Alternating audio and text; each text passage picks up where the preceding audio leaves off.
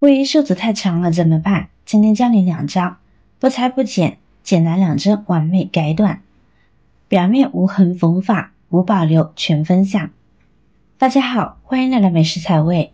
一起跟着视频看看具体的操作方法吧。冬天到了，我们经常穿的一些毛衣啊，或者是比较厚一点的卫衣，可能有的牌子的衣服设计就是比较不贴合，它的袖子呢可能就设计的比较长，或者是毛衣洗过几次之后呢，它的弹性就减弱了，袖子就被拉长了。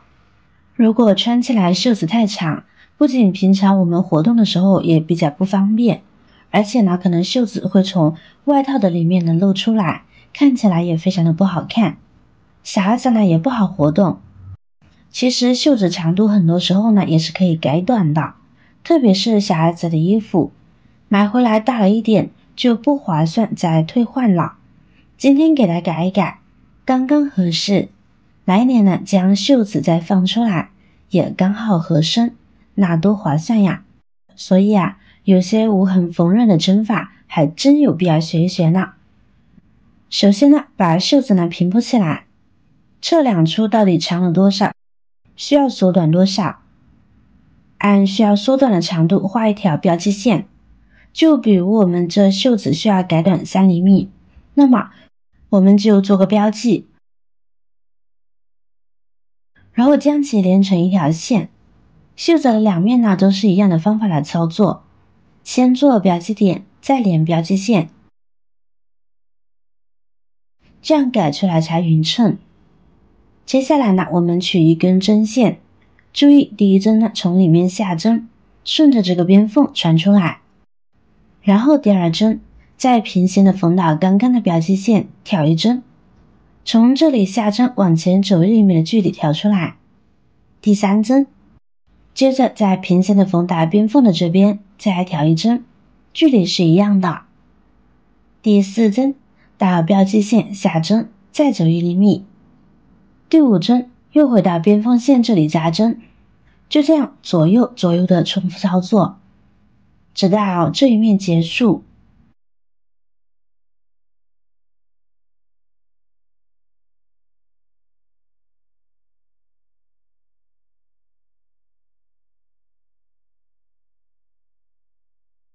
注意看这最后一针，好了，拿出来。那这边缝好大概就是这个样子，像一架木梯一样。这会儿我们整理整理，先收线，拉紧这根线，慢慢收紧，注意力度不要用蛮力，匀速用力拉紧，然后整理一下，这半边就弄好了，还行吧。接下来我们再用同样的方法把另外半边缝好收紧就行。第一次操作的朋友就建议像我一样先缝一边，处理好再弄另外一边，这样收线的时候呢就会比较容易掌握，不容易出现断线的情况。整个袖口缝好的最后一针，我们要往袖口边缘的这里穿出，然后我们在这里把线收紧，注意力度，收好后再反复检查一下还有没有线未处理好的，然后就可以打结了。打结呢，我们把线往里边穿出来，在这里打结呢比较隐私一些，外边就不留痕迹。把针呢打在线口处，然后呢用线往上绕2圈，再把针拉出来，这样结就打好了。跟着把多余的剪掉就好，这样我们的袖子呢就处理好了，是不是完美无痕呢？处理这种情况呢，有一部分朋友会选择把衣服拿到外面裁缝店去剪一下袖子再做一做，这样呢就有可能会影响到衣服的整体美观，而且呢在无形之中又加大了衣服的费用。本来我们买一件衣服就这点钱，再拿到裁缝店里面去改一改，不仅款式改变了，而且价格呢还在增加10到50不等，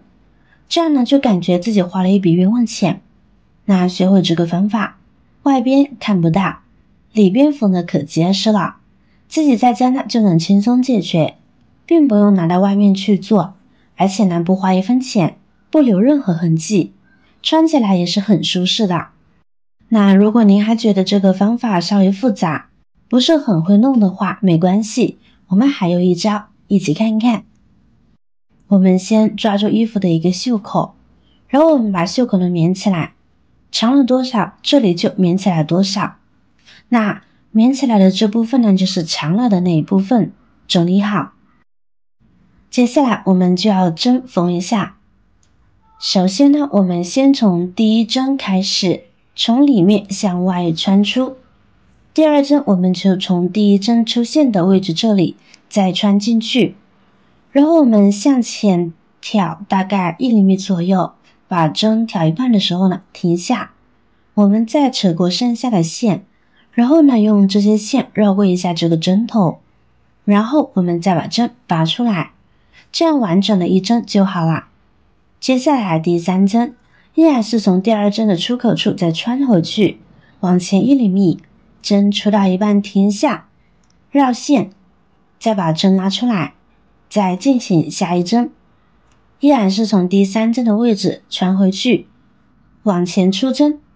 就这样如此反复，这样一个线呢就会收紧，形成一个环。重复操作就是一环扣一环的。同样的，我们先弄半圈，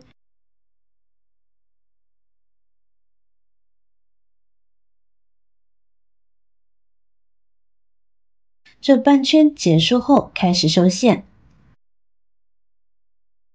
我们就要先退出一个的针，就把针从这个圈拉出来，退出了之后呢，我们再把线再使劲一扯，如果方法正确的话，大家就可以看到线全部都一个一个收进去了。最后拉紧了之后呢，外面已经看不到一点线头了。然后呢，我们再进行另外半圈的操作。这样做的好处，一来可以防止断线，二来线没有预估好，就比较短不好操作了。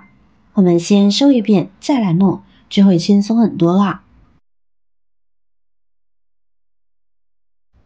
再按照这样的方法，袖口缝了一圈的环之后，最后一针，我们就是把头和尾的部分给连接起来，还是要使用相同的方法。然后呢，最后一针，我们就要先退出一个针，退出了之后呢，我们再把线再使劲一扯，像这样收紧了之后，长袖我们也可以穿得非常的贴身了。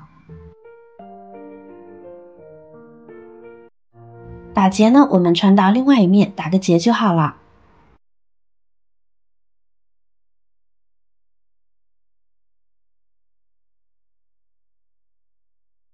现在翻过来，袖子就改好了，可以看到一整圈线圈完全被隐藏起来了，外边没有任何的痕迹，而袖子收得刚刚好。这种缩短袖子改软袖子的方法是不是非常的棒呢？非常实用的一个小妙招，大家可以试一试。不管是秋衣秋裤、卫衣卫裤还是牛仔裤，袖子裤脚长了都可以用这个收袖子的小技巧，是不是非常的实用？如果你也有这样的困扰，可以试一试妙招，希望它能帮助大家解决烦恼。好了，今天的方法就分享完了。如果你有更多的想法和建议，欢迎在下方评论留言哦。如果您看完视频觉得有帮助的话，记得点赞、转发、分享哦。点击我的视频头像，还可以观看更多的美食和生活技巧。别忘了关注我哟。感谢您的支持，我是瑶瑶，我们下期再见啦。